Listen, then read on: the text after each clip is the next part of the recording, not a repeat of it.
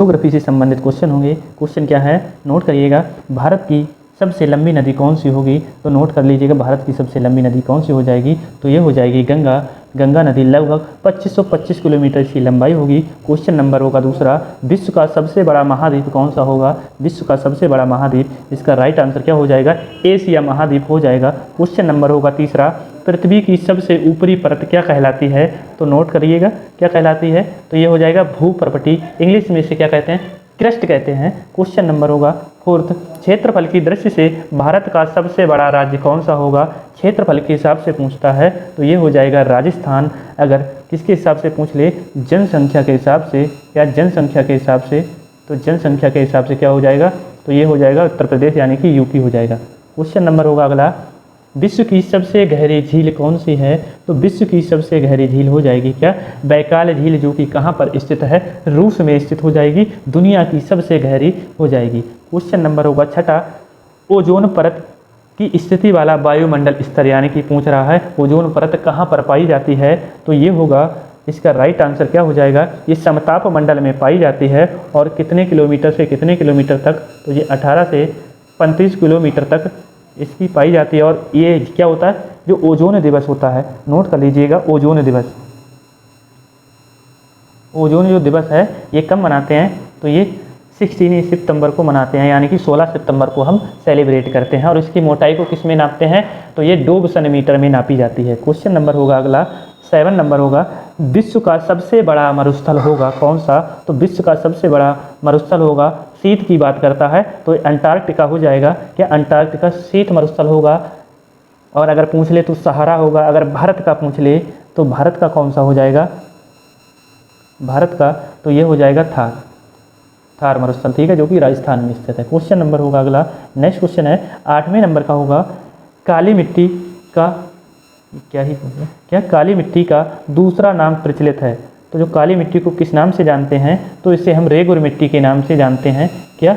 रेगुर मिट्टी। और इसको किस नाम से जानते हैं? तो कपास मृदा के नाम से भी जानते हैं। क्या? कपास मृदा के नाम से। यानी कि ये किससे बनती है? तो ये ज्वालामुखी जो फटती है उसके फटने से बनती है। क्वेश्चन नंबर चलते हैं अगले पे।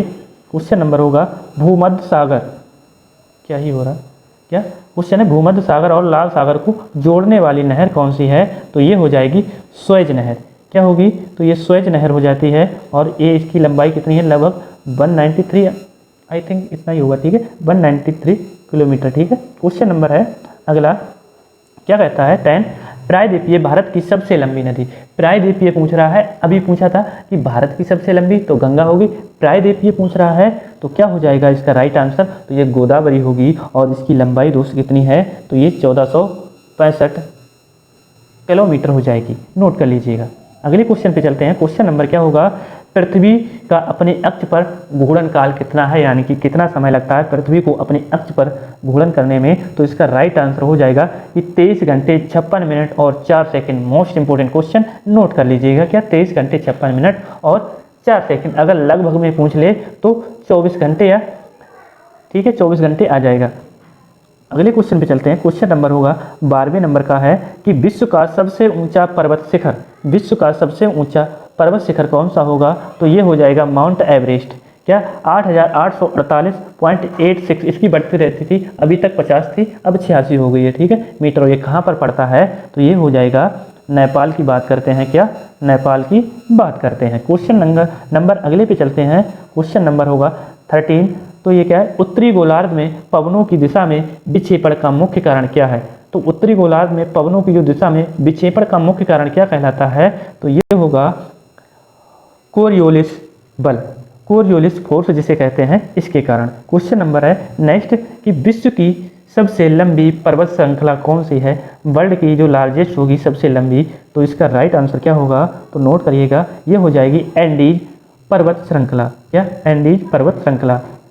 क्वेश्चन है अगला, भारत का सबसे दक्षिणी बिंदु कौन सा होगा? भारत का सबसे दक्षिणी बिंदु, नोट करिएगा अगला, यानी कि इसका आंसर क्या होगा? इंदिरा पॉइंट जिसे कहते हैं, जो कि कहाँ? कन्याकुमारी की बात करता है, ठीक है, जम्मू कश्मीर में। क्वेश्चन है नेक्स्ट, वायुमंडल में सर्वाधिक मात्रा में पाए जाने वाली गैस, जो वायुमंडल है अपना एटमॉस्फेयर, तो इसमें क्या क्या पाई जाती है वातावरण में, तो ये होगा, ये नाइट्रोजन होगी लगभग 78% हो जाएगी। क्या 78 यानी कि 78%। क्वेश्चन होगा नेक्स्ट कि भूकंपीय तरंगों को मापने वाला यंत्र, जो भूकंपीय तरंगे हैं इसको मापक किससे मापा जाता है, तो नोट करिएगा, इसको कहते हैं सिस्मोग्राफ। क्या सिस्मोग्राफ कहते हैं। क्वेश्चन होगा नेक्स्ट, विश्व का सबसे बड़ा नदी द्वीप, अभी क्या पूछा था महाद्वीप तो एशिया होगा, अब पूछा है विश्व का सबसे बड़ा नदी द्वीप यानी कि जो नदी द्वारा द्वीप बनता है वो, तो इसका क्या आंसर होगा, तो माजुली द्वीप जो कि असम पर कहाँ पे भारत में स्थित है, और नदी कौन सी होगी, तो ये ब्रह्मपुत्र हो जाएगी। क्या ब्रह्मपुत्र नदी, इसका राइट आंसर कहाँ पे, माजुली असम में। अगर दुनिया का सबसे छोटा भी पूछ ले तो उसका नाम क्या होगा, इसी नदी पर बना है तो उसका नाम होगा उमानंदा, उमानंदा। ठीक है, नोट कर लीजिए। क्वेश्चन है अगला 19 नंबर का, भारत का एकमात्र सक्रिय ज्वालामुखी, भारत का एकमात्र सक्रिय ज्वालामुखी कौन सा होगा, तो इसका राइट आंसर होगा, ये कहाँ पर स्थित है, बैरन द्वीप, और ये कहाँ पर स्थित होगा, तो ये क्या अंडमान निकोबार में, क्या अंडमान निकोबार में स्थित हो जाएगा। और निष्क्रिय यानी कि पूछ लेता है तो कौन सा होगा, तो ये नारकोंडम,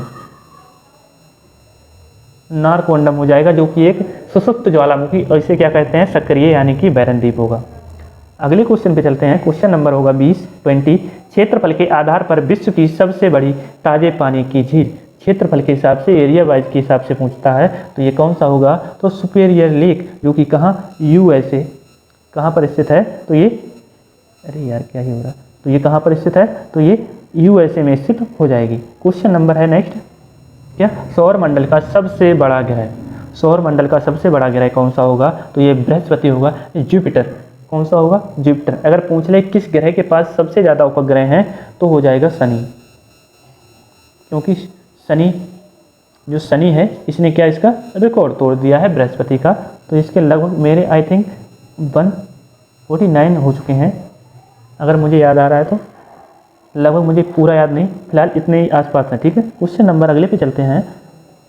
क्या कहता है, पृथ्वी पर दिन और रात बराबर होते हैं किस घटना के कारण, कौन सी घटना होती है जिसके कारण पृथ्वी पर दिन और रात बराबर होते हैं, तो इसका राइट आंसर हो जाएगा विषुव, यानी कि इक्विनोक्स की बात करते हैं, विषुव के कारण होते हैं। क्वेश्चन नंबर है, दिन रात बराबर की बात पूछ रहा है, अगर पूछ ले कि पृथ्वी पर दिन रात कैसे होते हैं तो उसकी दैनिक गति के कारण।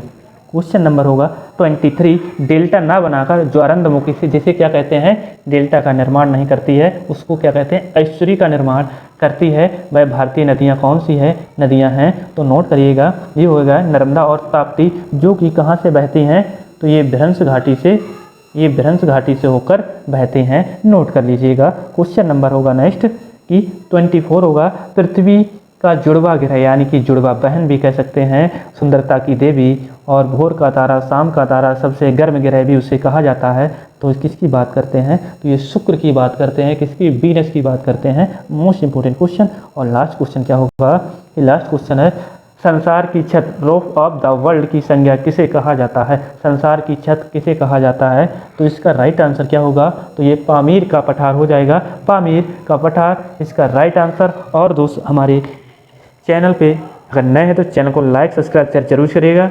आज की ये सेशन कैसा लगा कमेंट करके जरूर बताइएगा। मिलते हैं अगली क्लास में, तब तक के लिए जय हिंद जय भारत।